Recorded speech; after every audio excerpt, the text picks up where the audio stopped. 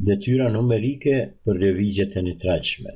Teksti I kësaj detyre të cilën e zgjedhëm për ta zgjidhur në këtë sesion është pika materiale e lëviz me shpejtësinë 120 dekametra në minutë, që rrugë do të kaloj trupi nëse lëvizja zgjat një javë. Pra, të dhënat në këtë detyrë janë shpejtësia prej 120 dekametrave në minutë, ndërkaq është dhënë koha prej një jave dhe kërkohet rruga të cilën e ka kaluar ai trup në qoftë se kjo lëvizje ka qenë e nitratshme. Shohim se shpejtësia është dhënë në njësinë dekametra në minutë dhe njësinë ndërkombëtare shpejtësisë është metër për sekond. Do të shkruajmë 120, një dekametër I ka 10 metra, ndërkaq një minutë I ka 60 sekonda. Këtu mund të thjeshtojmë një zero me një zero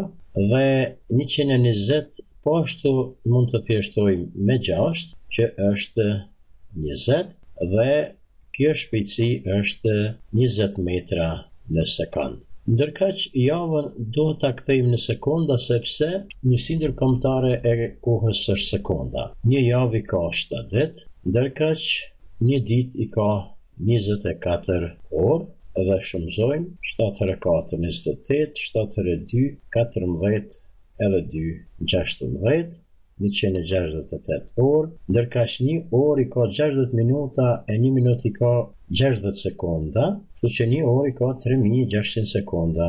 168 herë 3600 sekonda dhe pas shumëzimit të cilën do ta bëjmë 604.800 sekonda I ka një javë.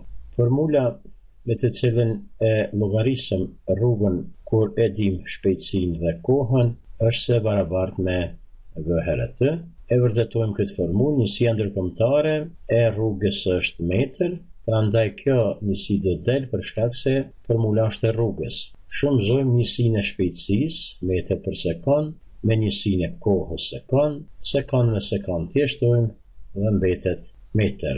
Pra, rruga barabartë me shpejtësinë herë kohën, shpejtësia ishte 20 metra për sekond. Shkruajmë 20 metra për sekond, ndërkaq koha prej një jave kur është shndrur në sekonda doli 604.800 sekonda. Sekond me sekond thjeshtohet, ndërkaq numri 604.800 kur shumëzohet me 20 është 12.096.000 metra, ose shprehur në kilometra, I qenë këto 3 zerët e fundit kilo, mund të shkruhet edhe si 12.096 kilometra.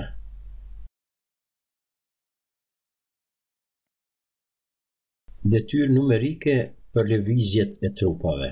Për ç'kohë trupi e kalon rrugën e gjatë prej 125 kilometrave nëse shpejtësia e lëvizjes është 108 kilometra për orë. Të dhënat e kësaj detyre janë rruga 125 kilometra dhe shpejtësia 108 kilometra në orë. Ne duhet të gjejmë kohën për të cilën trupi e ka kalu rrugën prej 125 kilometrave duke lëviz me shpejtësi 108 kilometra në orë. Rruga është dhënë në kilometra, prandaj kilometra do t'i kthejmë në metra. 125 herë 1 kilometër I ka 1000 metra dhe 125 herë 1000 është 125.000 metra. Shpejtësinë për kilometra në orë e kthejmë në metra për sekond.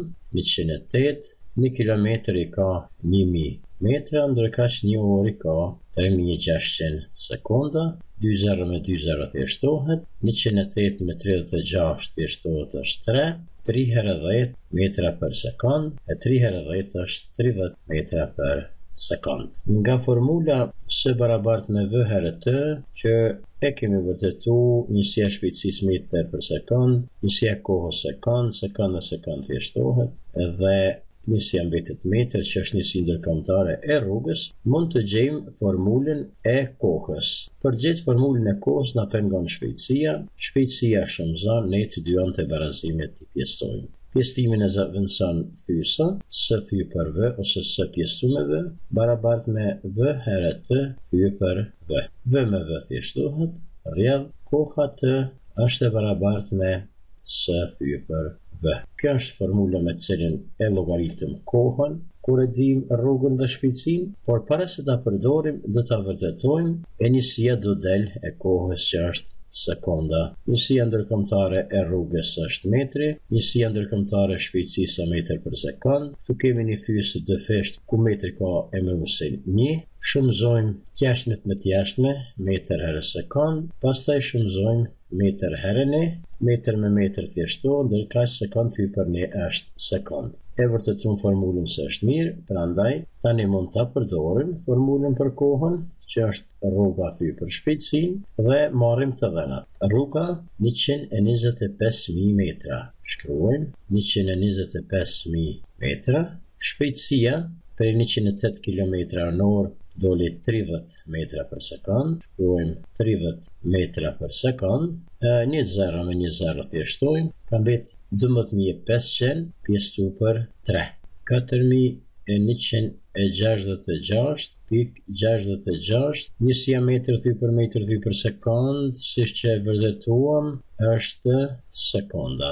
Pra 4.166.66 sekonda është koha të cilën ky trup do ta kaloj nëse ka qenë duke lëviz me shpejtësinë 30 metra për sekond, një rrugë prej 125 kilometra dhe apo 125.000 metra. Këtë kohë prej sekonda mund ta kthejmë në orë, në qoftë se e pjestojmë me 3.600, për shkak se një orë i ka 3.600 sekonda. Dhe pas pjestimit na doli se është 1.15 orë.